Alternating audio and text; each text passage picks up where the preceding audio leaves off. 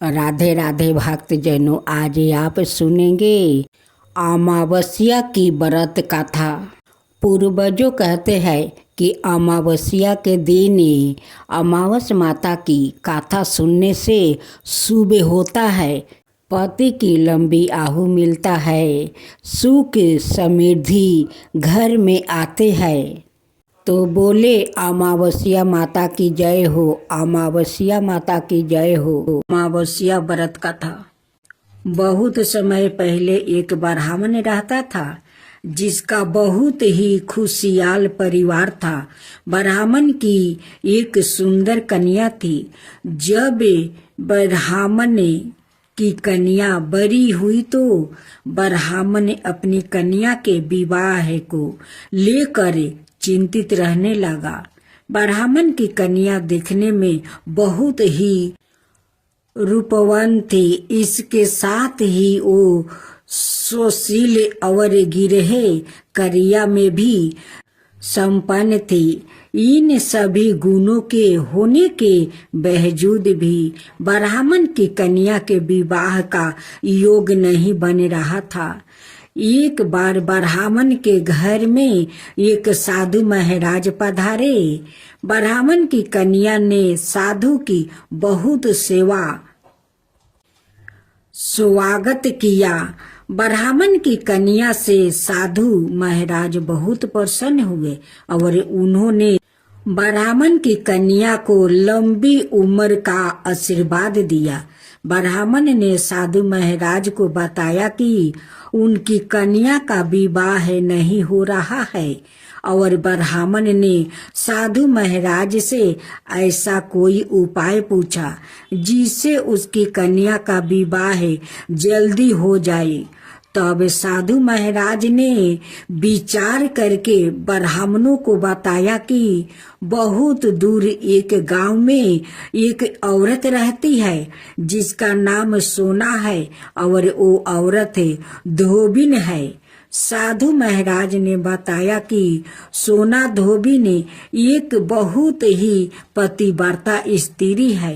अगर तुम अपनी कन्या का विवाह जल्दी करना चाहते हो तो अपनी बेटी को उसकी सेवा के लिए उसके पास भेजो। जब वो औरत तुम्हारी कन्या को अपनी मांग का सिंदूर लगाएगी तो तुम्हारी बेटी का विवाह जल्द हो जाएगा।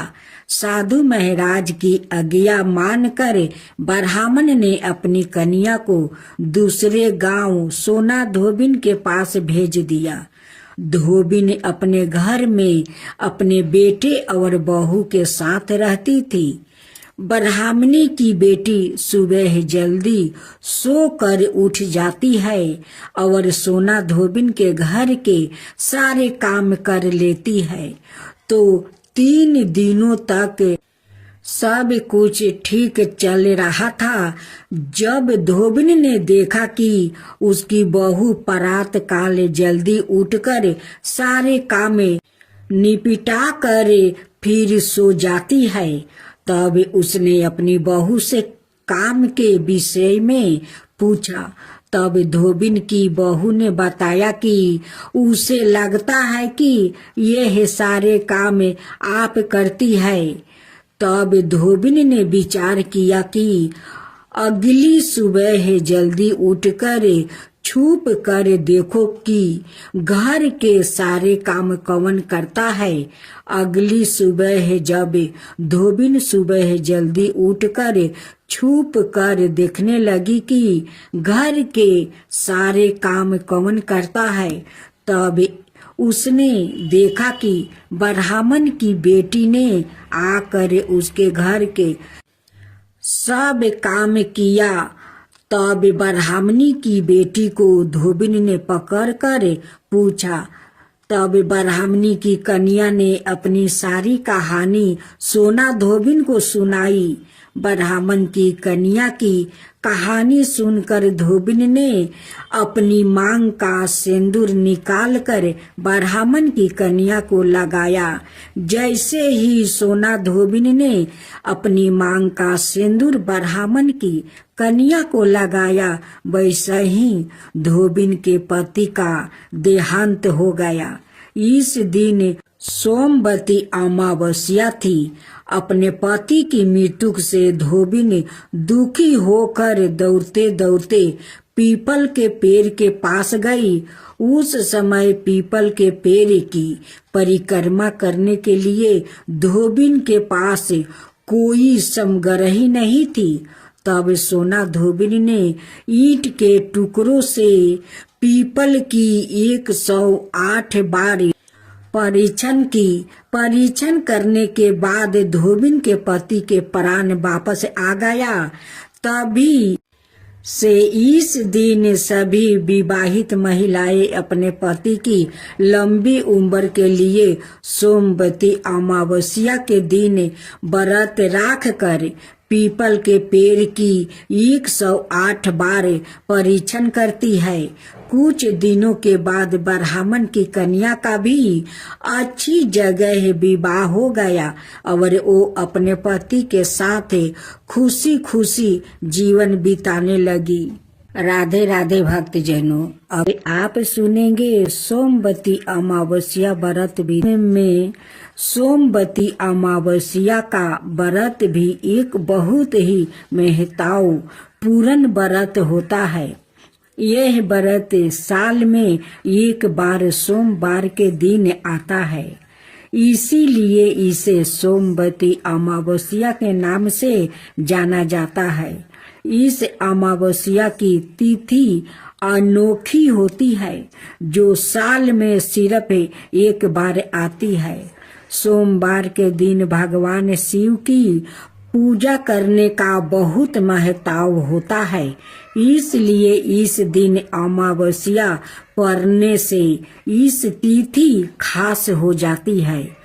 सोमवती अमावस्या के दिन सभी सुहागिन स्त्रियां अपने पति की लंबी उम्र के लिए पूरी श्रद्धा और आस्था के साथ व्रत रखती है और पूजा करती है। इस व्रत को रखने से पति की उम्र लंबी हो जाती है और इसके जीवन की सभी संकट दूर हो जाते हैं। जिन लोग की कुंडली में पितरोदोष यह काला सर्प योग होता है, उन्हें यह पूजा जरूर करनी चाहिए।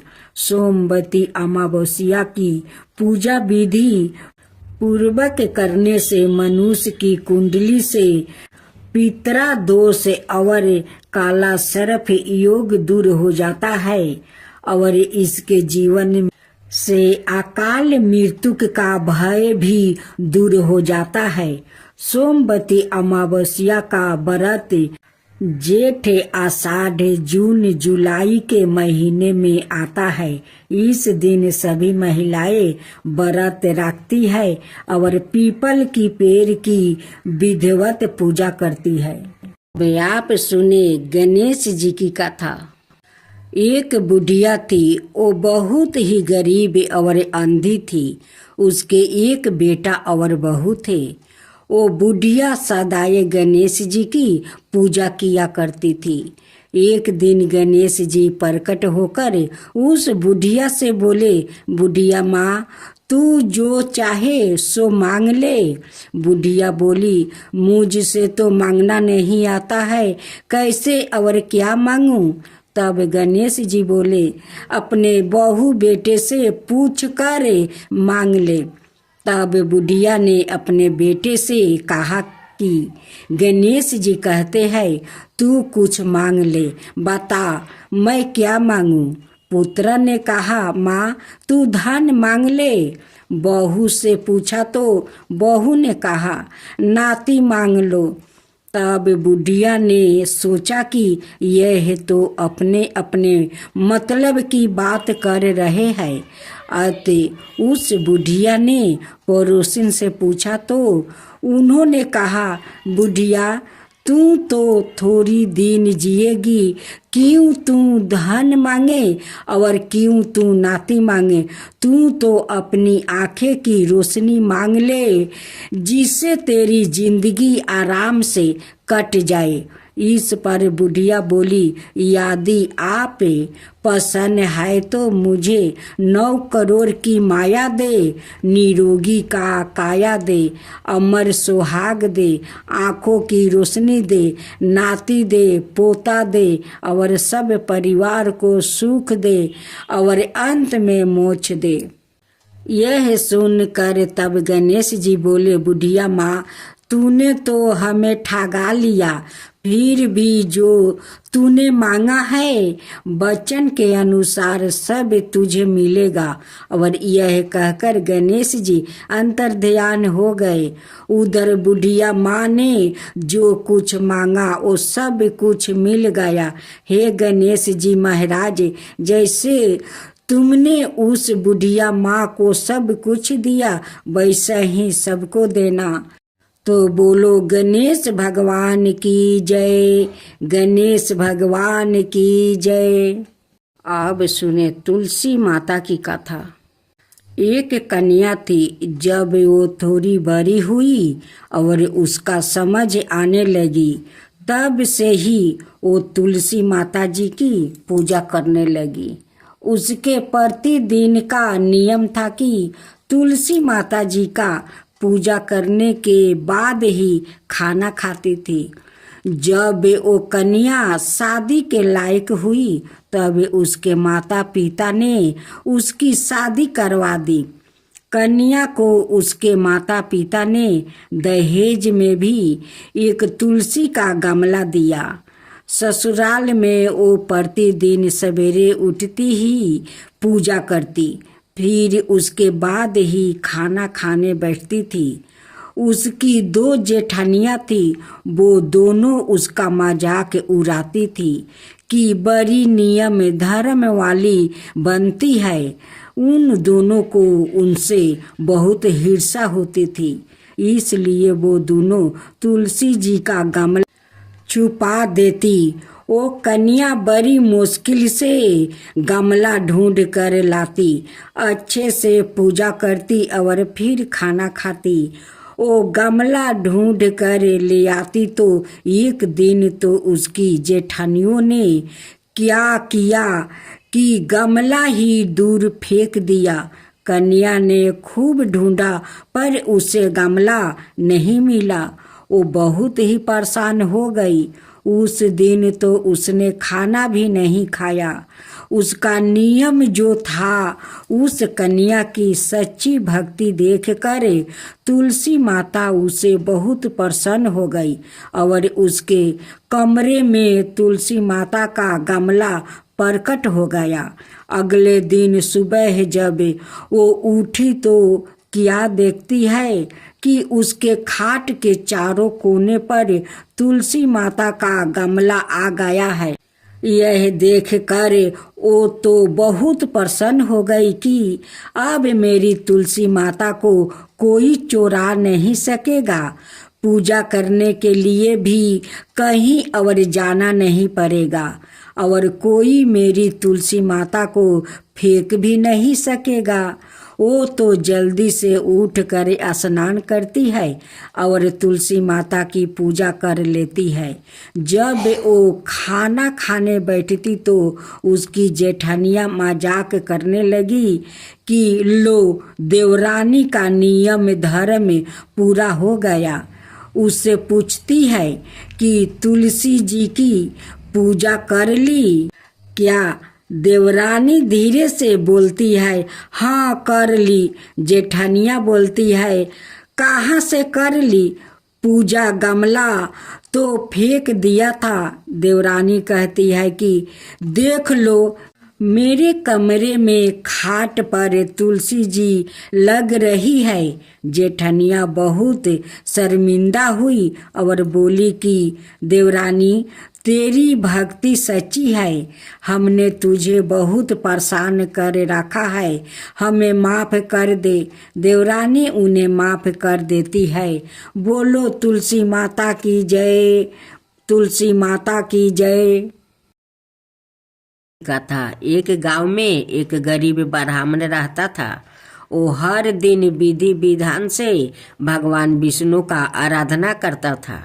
एक दिन उसकी भक्ति से प्रसन्न होकर भगवान विष्णु ने उसे दर्शन दिया और ब्राह्मण से एक वरदान मांगने के लिए कहा।